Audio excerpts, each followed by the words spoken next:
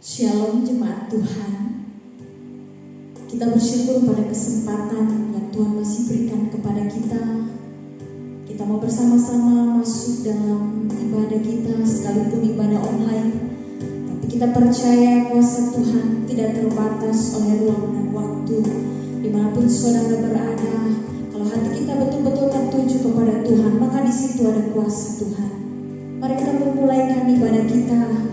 Kita mau naikkan pujian, ku bersyukur Bapa.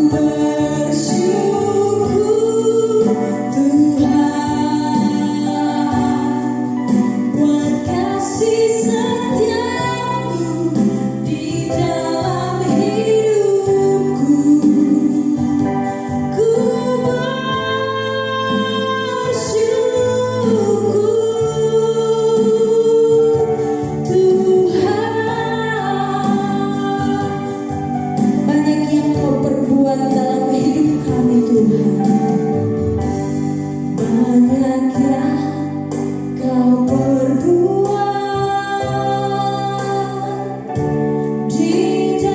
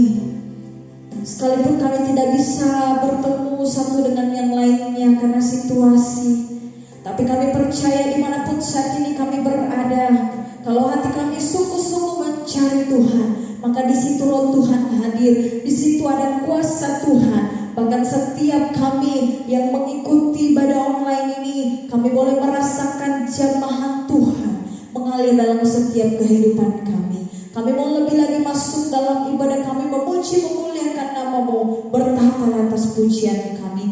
Dalam nama Tuhan Yesus, sama-sama kita katakan amin. Haleluya. Saya percaya setiap kita boleh merasakan dan mengalami Tuhan pada kesempatan. Mari pada saat ini kita mau memuji Tuhan. Kita naikkan pujian, menginstrukan nama Yesus.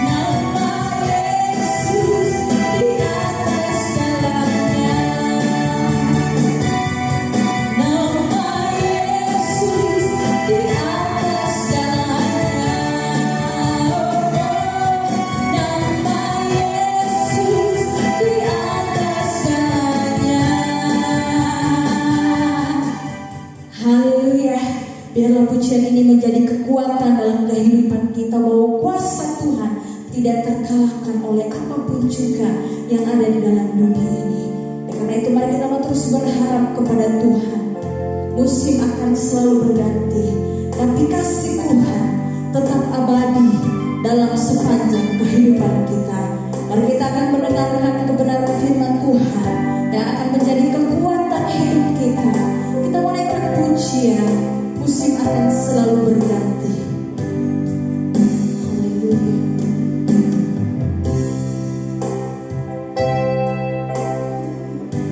Musim akan selalu berganti. Kasih Tuhan tetap abadi. Tak akan berubah sampai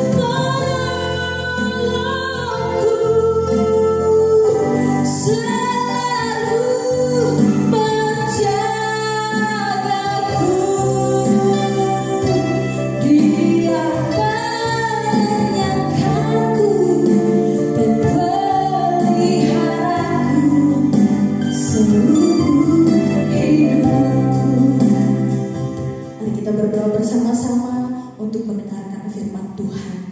Kami imani pujian ini Tuhan, bahwa Engkau selalu memelihara kehidupan kami. Sepanjang hidup kami ada dalam perlindungan dan penjagaan Tuhan. Terima kasih Tuhan. Kesempatan ini kami rindu diisi oleh firman-Mu, sebab kami tahu firman-Mu itu yang menjadi kekuatan kami. Biarlah firman-Mu itu hidup dalam kehidupan kami, sehingga semangat dan sukacita daripada Tuhan itu yang terus menjadi bagian kami. Terima kasih Tuhan, berbicara kepada kami, pakai hamba-Mu menjadi saluran berkat bagi kami semua. Dalam nama Tuhan Yesus, haleluya, amin. Shalom jemaat yang dikasihi Tuhan, kita boleh kembali bersama-sama berkumpul sekalipun dalam ibadah online kita hari ini. Tapi kita percaya bahwa Tuhan tidak bisa dibatasi oleh jarak dan waktu. Dan kita sudah bersama-sama memuji Tuhan, kita boleh bersama-sama memuliakan Tuhan dengan kehidupan kita. Bahwa sekalipun kita ada di rumah, sekalipun kita dalam suasana ibadah online, tetapi ketika hati saudara terarah kepada Tuhan, dan saya yakin dan percaya ketika hati saudara dan hati saya sepenuh kepada Tuhan, maka ibadah ini akan menjadi ibadah yang menyenangkan hati Tuhan. Nah, saudara-saudara yang dikasih Tuhan, 2 minggu sudah kita bersama-sama dalam ibadah online. Dan untuk GBT Kristus Bangkit Bolu, ini menjadi ibadah online yang pertama karena adanya perpanjangan PPKM Mikro yang diadakan oleh pemerintah. Tetapi hari ini kita tetap harus bersyukur dan berterima kasih bahwa Tuhan masih menyertai kita, Tuhan masih menolong kita sampai hari ini kita dalam keadaan yang sehat. Nah, saudara-saudara yang dikasih Tuhan, hari ini kita akan belajar kebenaran firman Tuhan yang saya ambil dalam Injil Matius pasal yang ke-14. Mari kita bersama-sama membuka Alkitab kita dalam Injil Matius pasal yang ke-14, ayat yang ke-25 sampai ayat yang ke-33. Cukup panjang pembacaan firman Tuhan hari ini, tapi saya rindu membacakan kepada kita semua supaya kita boleh mendapatkan makna dari pembacaan ini. Injil Matius pasal 14 ayat 25 sampai ayat 33. Saya akan bacakan kepada kita semua, saudara perhatikan dan saya akan bacakan. Demikian bunyi firman Tuhan.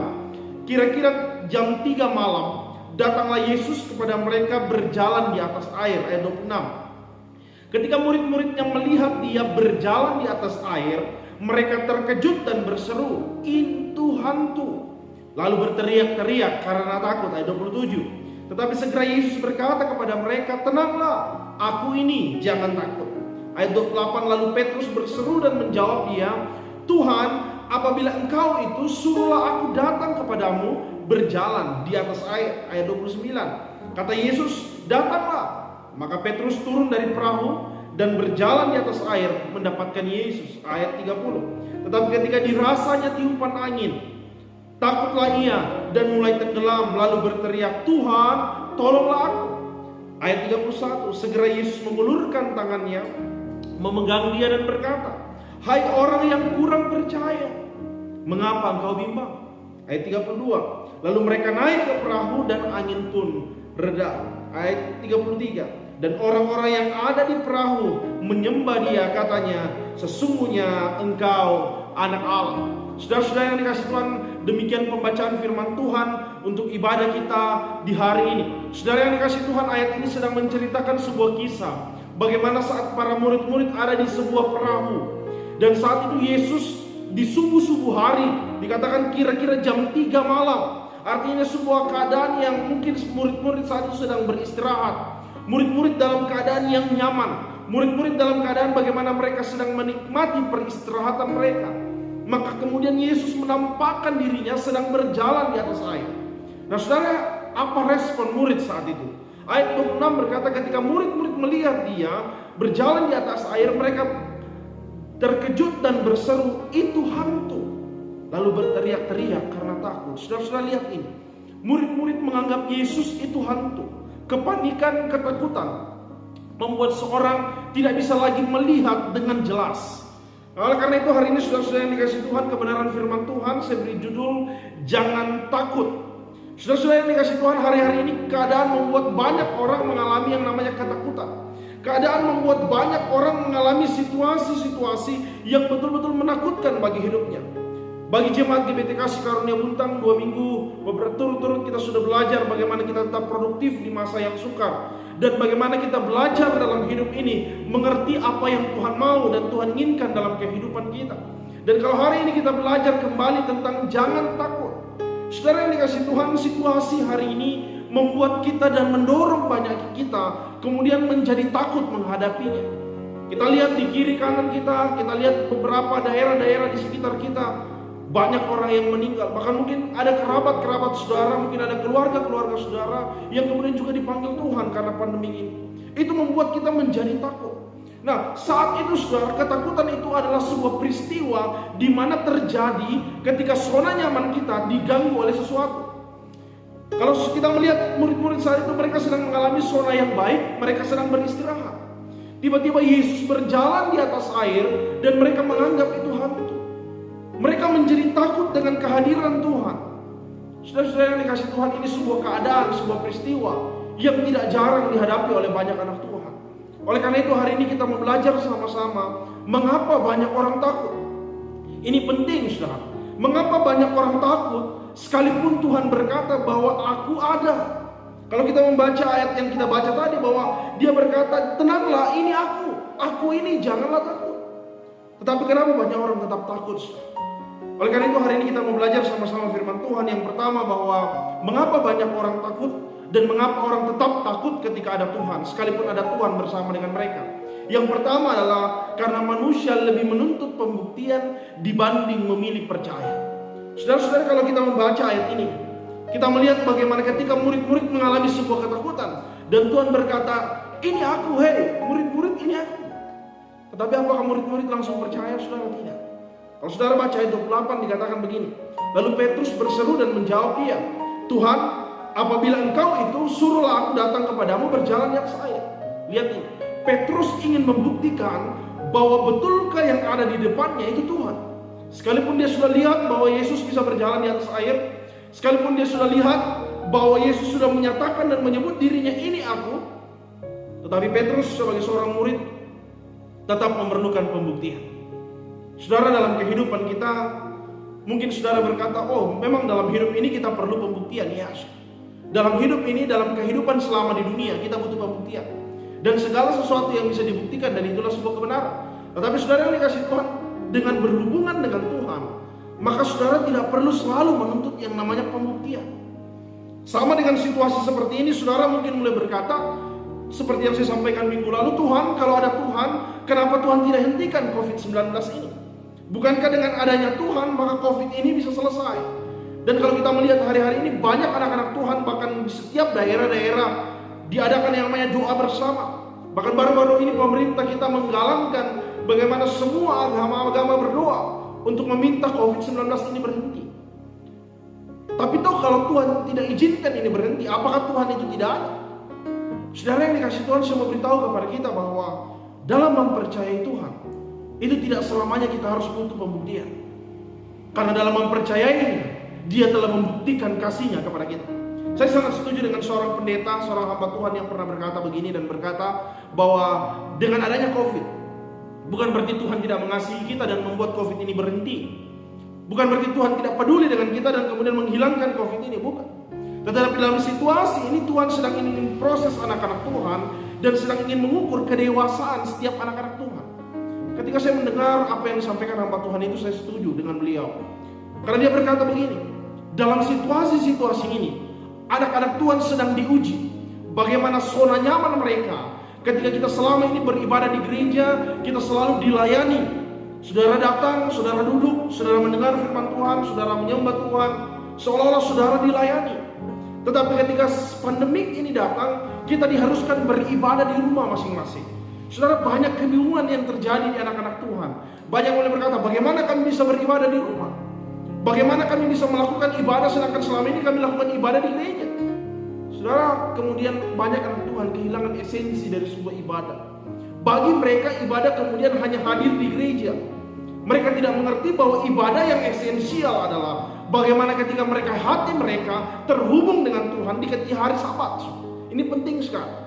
Bagaimana hati dan hidup mereka berhubungan dengan Tuhan di hari Sabat. Firman Tuhan katakan, ingat dan kuduskanlah hari Sabat. Itu berbicara tentang bukan berarti kita selalu harus hadir di gereja, tetapi itu selalu berbicara tentang bagaimana hati dan hidup saya memberikan waktu kepada Tuhan di setiap sabat itu. Itu penting, saudara. Makanya hari-hari ini saudara, kita sedang diuji kedewasaan kita, hubungan kita dengan Tuhan. Apakah hubungan saya dengan Tuhan adalah hubungan yang dewasa? Apakah ketika kita beribadah online seperti ini yang tidak diawasi oleh pendeta, yang tidak bisa dipandang langsung oleh pendeta, apakah kita bisa memberi hati kita dengan sepenuh? Tidak jarang saudara ketika waktu masih beribadah di gereja, bahkan masih bisa dilihat oleh pendeta, bahkan masih bisa dilihat oleh orang lain, kita banyak melakukan hal-hal yang kemudian tidak seharusnya kita lakukan di gereja.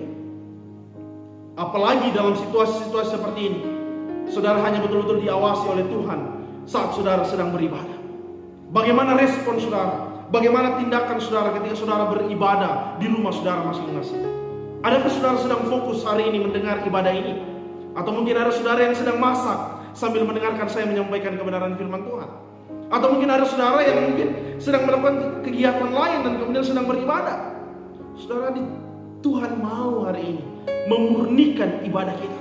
Ibadah yang murni adalah ibadah yang melakukan hubungan itu secara pribadi dengan Tuhan. Dan itu sebuah kerelaan yang diberikan kepada Tuhan, bahwa kita sadar kita harus memberi sabat kepada Tuhan. Hari Sabat dibentuk Tuhan adalah hari peristirahatan. Bagaimana saya dan saudara berhenti dari pekerjaan kita, berhenti dari aktivitas kita, dan kita luangkan waktu kita untuk beribadah kepada Tuhan. Adakah hari ini saudara fokus bersama-sama beribadah hari ini? Ini penting sekali, saudara. Karena kita selalu butuh pembuktian. Kita selalu berkata, oh terbukti bahwa saya bergereja kalau saya ada di gereja. No. Mungkin hidup saudara selama ini ada di gereja. Mungkin tubuh saudara selama ini ada di gereja. Tapi kalau hati saudara tidak terarah kepada Tuhan, maka ibadah saudara selama ini adalah ibadah yang sia-sia di mata Tuhan. Tetapi kalau hati saudara terarah kepada Tuhan, sekalipun saudara ada di rumah hari ini, maka itulah ibadah yang diperkenankan oleh Tuhan. Karena Tuhan melihat hati saya dan Tuhan melihat hati saudara. Apa kita meluangkan dan memberi waktu yang terbaik kepada Tuhan. Sekali lagi saya mau sampaikan, ketakutan itu hadir ketika kita selalu meminta pembuktian kepada Tuhan, tetapi kita tidak mengambil pilihan untuk percaya kepada Tuhan. Petrus memilih untuk meminta pembuktian kepada Tuhan. Dan saudara tahu apa akibatnya? Ketika dia meminta pembuktian kepada Tuhan, bukan Tuhan yang tidak mampu menolong Petrus, tapi Petrus sendiri yang tidak mampu menolong dirinya sendiri. Ketika Tuhan berkata berjalanlah, apa yang terjadi? Ketika ada gelombang, ketika ada ombak, ketika ada angin, maka Petrus akhirnya tenggelam. Apakah Tuhan tidak membuktikan kuasanya? Tuhan membuktikan kuasanya. Tetapi karena Petrus yang tidak siap melihat pembuktian dari Tuhan. Demikian juga dalam hidup kita Bapak Ibu Saudara yang dikasihi Tuhan. Dalam situasi pandemi COVID-19 ini, jangan kita terus meminta Tuhan dan hanya terus meminta Tuhan membuktikan kuasanya, membuktikan kehadirannya dengan menghentikan COVID ini. Tapi bagaimana kita bisa mengambil makna dari apa yang terjadi hari ini? Adakah saya dan saudara sedang belajar mempercayai Tuhan dengan benar dalam hidup ini? Adakah saya dan saudara meluangkan waktu yang terbaik kepada Tuhan, sekalipun dalam ibadah-ibadah online seperti ini? Adakah hati saya dan hidup saudara sungguh-sungguh membuktikan kepada Tuhan?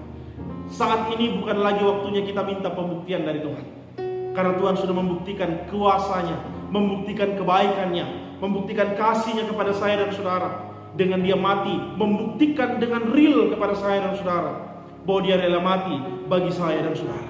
Tetapi hari ini adalah waktu bagi kita untuk membuktikan kepada Tuhan bahwa saya adalah orang-orang yang sungguh percaya kepada Tuhan, atau orang yang masih belum sungguh-sungguh percaya kepada Tuhan. Kalau hari ini saudara sudah menjadi orang yang sungguh-sungguh percaya, syukurilah itu. Tapi kalau saudara hari ini menjadi orang yang belum sungguh-sungguh percaya, karena saudara terus meminta pembuktian daripada Tuhan, tanpa saudara membuktikan kepada Tuhan bagaimana saudara mengasihi Tuhan, bagaimana saudara serius dengan Tuhan, maka hari ini mari belajar untuk kita membuktikannya kepada Tuhan, bahwa saya percaya dan saya sungguh-sungguh percaya. Dan tanda bahwa saya percaya adalah saya terus mengasihi Tuhan, mempercayai Dia dalam segala sesuatu yang terjadi dalam hidup saya. Itu tanda bahwa saya dan saudara sungguh-sungguh percaya kepada Tuhan. Dan yang kedua saudara, apa yang kita pelajari? Mengapa banyak orang takut dan mengapa banyak orang muda takut? Sekalipun Tuhan sudah berkata Dia beserta dengan kita. Yang kedua yang saya pelajari adalah begini. Seringkali dengan rasa takut itu menggeser iman dan kemampuan kita. Saudara, tanpa sadar kalau kita membaca pembacaan yang tadi, saudara, kita melihat bagaimana seorang yang bernama Petrus itu kehilangan imannya kepada Tuhan dan juga kehilangan kemampuannya.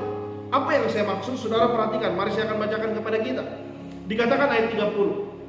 Tetapi ketika dirasanya tiupan angin, di dalam bahasa aslinya kata tiupan angin ini berbicara tentang ketika dia merasakan bahwa sekitarnya mulai ada gelombang. Karena saat itu dia berjalan, dia merasakan mulai ada gelombang besar, ada ombak yang akan mulai datang menghampiri dia. Apa yang terjadi, saudara? Takutlah ia dan mulai tenggelam lalu berteriak, "Tuhan, tolong aku." Saudara, dari kalimat ini saudara bisa melihat begini. Petrus kehilangan iman kepercayaannya kepada Tuhan. Tadi dia berkata, kalau kau itu Tuhan, maka suruh aku berjalan. Dan Tuhan berkata, datanglah. Dan dia mulai berjalan, saudara.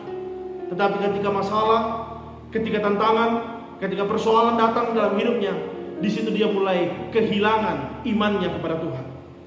Kebimbangan itu muncul dalam hidupnya. Saudara, ketika saya belajar kata kebimbangan, saya menemukan makna yang sangat luar biasa tentang arti kata kebimbangan, saudara. Kebimbangan memiliki arti begini, melihat kedua arah. Orang yang bimbang itu selalu melihat kedua arah. Saudara masih ingat sebuah kisah di Alkitab tentang istri Lot? Ketika dia disuruh meninggalkan Sodom dan Gomora saat itu, ketika dia disuruh berkata, tinggalkan daerahmu, karena daerah ini akan di bumi hanguskan oleh Tuhan. Apa yang terjadi, saudara? Ketika mereka sudah mulai berjalan, ketika mereka mulai fokus untuk keluar dari kota mereka, apa yang terjadi, saudara? Ternyata istri Lot melihat ke belakang. Dia kembali teringat, dia mengalami kebimbangan. Apakah dia harus meninggalkan harta-harta kekayaannya dan terus berjalan, ataukah dia akan kembali? Dan dia menoleh. Dan apa yang terjadi? Dia menjadi tiang garam. Itu tanda dan sebuah lambang tentang sebuah kebimbangan. Demikian juga dengan Petrus. Petrus mengalami kebimbangan. Ketika dia berkata, Tuhan, izinkan aku berjalan. Dia berjalan dan sungguh-sungguh bisa berjalan di atas air. Tapi ketika masalah gelombang datang, membuat fokusnya terarah, terbagi. Minggu lalu kita sudah belajar tentang fokus yang tidak terarah. Dan kebimbangan juga dialami oleh Petrus. Ketika fokusnya terbagi menjadi dua. Dia melihat kedua arah. Dia melihat Tuhan yang bisa menolong dia.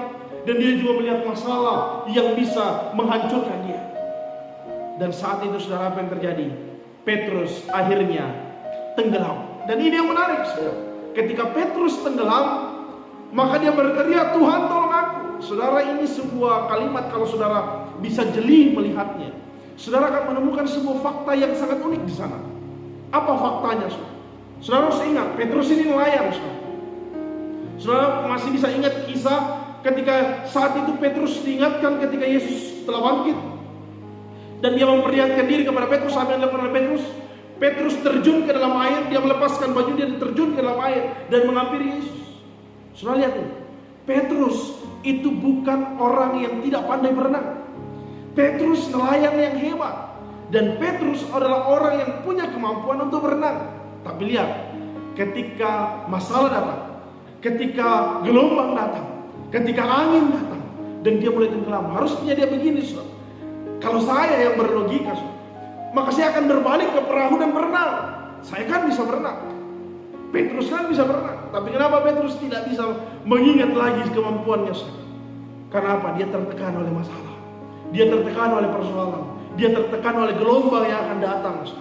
Saudara, nelayan, ada sebuah pepatah berkata begini, tidak ada nelayan yang hebat yang tidak lahir dari gelombang. Selalu nelayan sudah terbiasa dengan gelombang. Dan Petrus sebenarnya sudah terbiasa dengan yang namanya gelombang.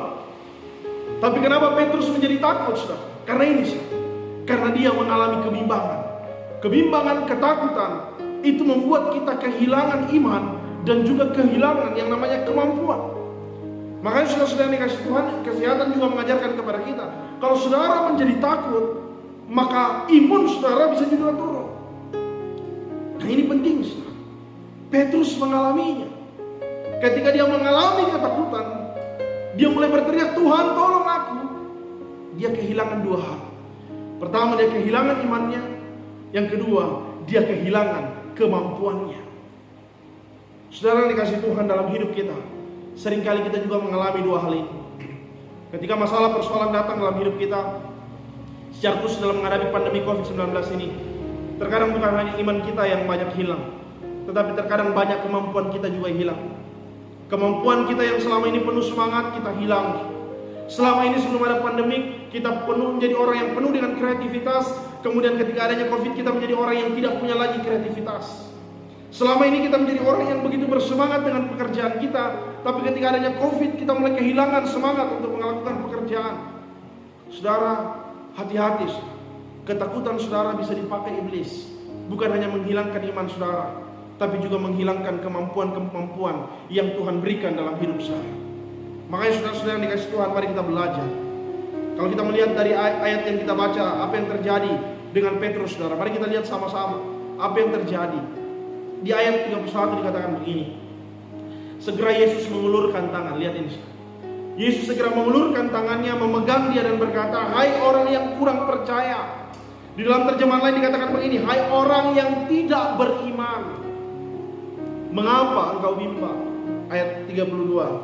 Lalu mereka naik ke perahu dan angin pun redalah. Saudara lihat, Petrus kehilangan iman dan Petrus kehilangan kemampuannya. Saudara-saudara, dalam menghadapi COVID-19 ini, mari saya mengajak kita semua, kita tetap percaya kepada Tuhan, bahwa ada Tuhan yang selalu akan menolong kita. Sekalipun dalam pandemi ini, saya tahu ada banyak hal yang akan menakutkan kita. Mungkin kita mulai kehilangan pekerjaan, mungkin kita mulai kehilangan banyak hal. Tapi sekali lagi saya mau sampaikan buat kita, kalau Tuhan yang memegang tangan saya, kalau Tuhan yang memegang tangan saudara, maka tidak akan ada satupun yang bisa menjatuhkan kita. Sekalipun dengan COVID-19. Mungkin saudara berkata, bagaimana orang-orang yang sudah mati dengan COVID, Pak Pendeta? Apakah Tuhan tidak mengasihinya? Oh, saudara jangan melihat Tuhan dengan hal itu. Tapi lihatlah Tuhan dengan cara Tuhan memperlihatkan sesuatu bagi kita. Oleh karena itu saya mengajak kita semua, mari kita belajar dalam hidup ini. Mari kita percayai Dia dengan sungguh dalam hidup kita, supaya kita tidak kehilangan iman kita, dan juga kita tidak kehilangan kemampuan kita. Setiap kita diberi talenta oleh Tuhan, dan setiap kita diberi kemampuan oleh Tuhan. Sekalipun dalam masa-masa yang seperti ini, saya yakin dan percaya Tuhan tidak akan pernah melepaskan kita. Tuhan akan tetap memegang tangan kanan kita dan membawa kita dari satu kemuliaan kepada kemuliaannya yang lain. Itu janji Tuhan. Oleh karena itu, saya ingin mengakhiri firman Tuhan hari ini dengan sebuah pernyataan ini. Kekuatan iman kepada Tuhan dan iman kita kepada Tuhan akan teruji oleh waktu dan situasi. Hari ini mari kita lihat sama-sama iman kita kepada Tuhan. Adakah iman kita adalah iman yang benar kepada Tuhan, atau iman kita selama ini hanya iman yang hanya mempercayai Tuhan dalam keadaan-keadaan yang masuk dalam logik kita? Bagaimana dengan keadaan-keadaan yang tidak masuk dalam logik kita? Ada kita mau belajar mempercayai Tuhan. Ada banyak tokoh-tokoh Alkitab yang sudah membuktikan bagaimana Tuhan menolong mereka dalam situasi-situasi yang di luar logik mereka. Dan hari ini saya ingin menantang kita semua. Adakah saya dan saudara hari ini ingin juga melihat hal yang sama? Bagaimana Tuhan menolong kita, Tuhan menyatakan pertolongannya, Tuhan menyatakan kasih dan kemuliaannya di tengah-tengah situasi keadaan yang di luar logik kita. Mari kita semua, respon kita, pilihan kita akan menentukan apa yang terjadi dalam hidup kita. Amin untuk firman Tuhan. Saya tidak perpanjang lagi. Mari kita belajar untuk tidak seperti Petrus yang terus meminta pembuktian tanpa melakukan pembuktian kepada Tuhan. Dan mari kita belajar untuk tidak bimbang, karena dengan bimbang itu menggeser iman kita, dan juga itu bisa menggeser kemampuan yang Tuhan sudah taruh dalam hidup kita. Mari kita sama-sama berdoa. Kita mohon pimpinan Tuhan, mohon kasih kemurahan Tuhan menolong kita semua. Mari kita sama-sama berdoa kepada Tuhan. Kami datang kepada Tuhan dengan penuh kerendahan hati hari ini. Kami tahu dalam hidup ini ada banyak hal yang bisa menakutkan kami. Ada banyak hal yang bisa membuat kami menjadi takut. Tapi kami tahu dan kami yakin bahwa segala ketakutan itu, ketika ada Tuhan bersama dengan kami, maka Tuhan yang akan menolong dan memampukan kami. Oleh karena itu Tuhan, dalam situasi-situasi yang berat ini, kami beribadah di rumah. Bukan berarti bahwa fokus kami bisa hilang dengan Tuhan, karena kami tahu Tuhan melihat hati kami. Dan ketika Tuhan melihat setiap hati kami yang sungguh hari-hari ini fokus dengan Tuhan, beribadah hari ini dengan penuh kesungguhan, Maka kami tahu berkat yang sama ketika kami di gereja akan menjadi berkat kami juga ketika kami mendengarkan kebenaran firman Tuhan hari ini. Oleh karena itu Tuhan, berkati seluruh umat-Mu yang boleh bersama-sama beribadah hari ini dalam ibadah online kami, baik jemaat GBT Kasih Karunia Buntang, baik jemaat Kristus Bangkit Bolu, baik jemaat Yesus Penolong yang ada di Batan, juga Tuhan tolong mereka. Ajar kami semua untuk mengandalkan Tuhan, sekalipun dalam ibadah online hari ini. Kami tetap percaya kuasa Tuhan, kehadiran Tuhan tidak terbatas oleh waktu dan tidak terbatas oleh jarak. Oleh karena itu kami berdoa kepada Tuhan, jika ada umat-Mu yang dalam keadaan sakit, Tuhan sembuhkan, Tuhan pulihkan mereka. Ajar mereka untuk terus mengandalkan Tuhan sampai mujizat terjadi dalam hidup mereka. Kami juga berdoa kepada Tuhan, kalau mungkin ada umat-umat yang hari ini mengalami kebimbangan, mengalami ketakutan karena COVID-19 ini, atau situasi-situasi yang berat yang mereka hadapi, di dalam nama Tuhan Yesus kami berdoa hari ini, keberanian daripada Tuhan, kemampuan daripada Tuhan, iman daripada Tuhan menjadi bagian hidup mereka, sehingga mereka terus boleh percaya bahwa ada Tuhan, ada kehadiran Tuhan yang menjadi pegangan mereka, yang menjadi andalan mereka dalam menjalani hidup ini. Hamba berdoa dalam setiap pekerjaan usaha, apa yang dilakukan oleh anak-anak-Mu sekalipun di tengah-tengah COVID-19 ini, kami tahu Tuhan mampu memberkati, Tuhan mampu menolong kami. Kami percaya Tuhan sanggup untuk melakukan hal-hal yang di luar logik kami ketika kami belajar mengandalkan Tuhan. Berkati setiap apa yang dikerjakan oleh tangan anak-anak-Mu. Biarlah semuanya boleh diberkati dan boleh berhasil. Nama Tuhan dipuji, dipermuliakan. Terima kasih Bapak, terima kasih buat ibadah kami pada hari ini. Kami percaya bahwa ibadah kami hari ini boleh menyenangkan hati Tuhan. Dan biarlah hati dan hidup kami boleh terus arahkan kepada Tuhan sepanjang minggu ini. Kami serahkan kehidupan kami ke dalam Tuhan, tangan Tuhan. Tuhan yang menolong dan Tuhan yang memimpin kami. Saudara-saudara yang dikasihi Tuhan, umat-umat Tuhan, mari tadahkan hati dan tanganmu. Izinkan Tuhan memberkati engkau hari ini.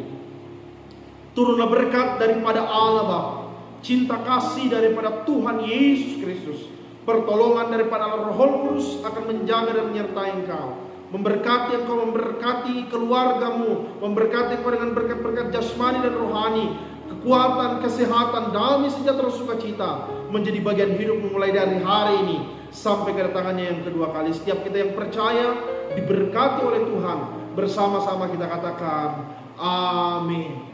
Puji nama Tuhan. Demikian ibadah kita hari ini. Beberapa pengumuman yang saya akan sampaikan kepada saudara-saudara, bahwa yang pertama untuk jemaat Kristus Bangkit Bolu dan jemaat Kristus Penolong Pak Tanakan Lolo atau Bahkan, untuk minggu depan kita akan tetap kembali dalam suasana online. Saudara nanti bisa akan dihubungi oleh Bapak Ibu Gembala dalam menentukan ibadah-ibadah saudara. Dan untuk perjamuan kudus nanti juga akan disampaikan oleh Bapak Ibu Gembala tentang bagaimana perjamuan kudus untuk minggu depan. Apakah akan ditunda di minggu yang kedua ataukah tetap akan berjalan? Nanti informasi akan disampaikan oleh Bapak Ibu Gembala melalui telepon dan juga melalui WhatsApp group. Dan secara khusus untuk jemaat GBT Kasih Karunia Buntang, saya sampaikan kepada kita semua bahwa untuk minggu depan saudara-saudara kita sudah bisa beribadah di gereja, khususnya dalam perjamuan kudus. Dan ibadah akan dimulai jam 3.30 atau setengah 4 sore. Kenapa ibadah minggu depan di tanggal 1 Agustus sudah bisa berjalan? Karena sesuai surat edaran yang saya dapatkan dari Ibu Lura Leno, bahwa perpanjangan kegiatan atau tanggal pembatasan di daerah Tanah Toraja atau Kabupaten Tanah Toraja itu berakhir di tanggal 31 Juli.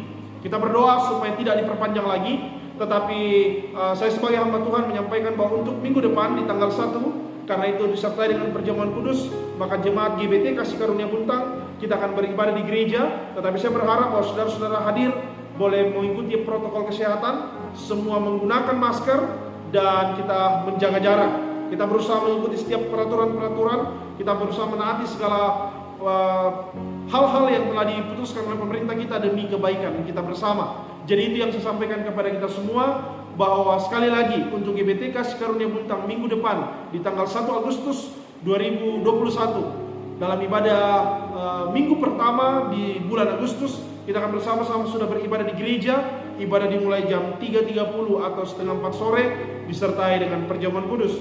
Dan bagi jemaat GBT Kristus Bangkit Bolu dan jemaat Kristus Penolong Pantanakan Lolo, ibadah minggu depan diadakan secara online. Tetapi untuk perjamuan kudus nanti akan disampaikan oleh Bapak Ibu Gembala melalui telepon dan juga WhatsApp group. Apakah dalam ibadah online ini akan disertai perjamuan kudus, ataukah dalam minggu depan akan ditunda sampai minggu yang kedua. Jadi dia harus sampaikan kepada kita semua. Sekali lagi saya mengajak kita semua untuk kita mengikuti protokol-protokol kesehatan yang ditetapkan oleh pemerintah, dan kita berusaha menghindari kerumunan hari-hari ini.